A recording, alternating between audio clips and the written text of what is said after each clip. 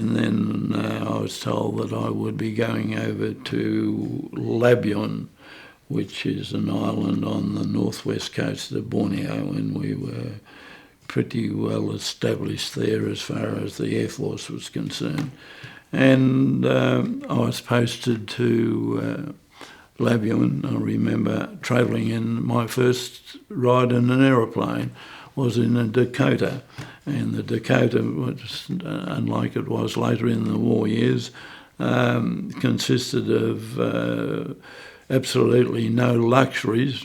I guess we were joined to serve in a war zone, and I guess we couldn't expect luxuries, but we did expect a little bit more than some planks along either side of the fuselage, and it was anything but a comfortable trip. But fortunately, I think there's a place called Zamboanga where we landed, and I was interested in the natives there. Everything was new to us. It was a rather exciting period for an 18-year-old, and we just spent our time there until we took off again, and then we landed at Labuan, and I was to report to the administration officer.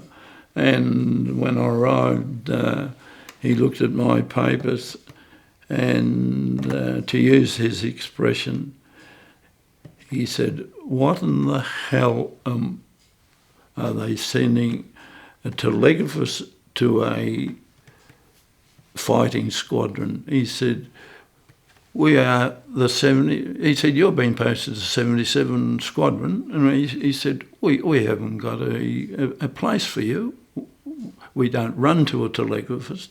He said, "Our aircrew can probably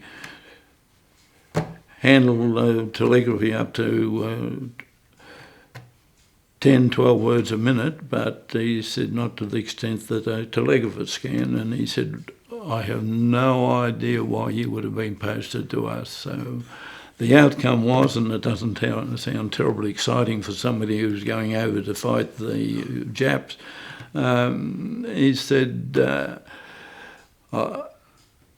"I've got a gap that I think we could make use of you." He said, how would you like to be in charge of the canteen?" He said, "We could do with somebody in charge of the canteen." So he said, "Until we sort you out," he said, and he more or less asked me to do it. He was in a position as as a flight lieutenant to tell me what to do, but he's more courteous than that. He treated me with a lot of courtesy and said, "I think that's something that you could handle." And he said, "You'll just have to cool your heels until such time as we find your proper posting."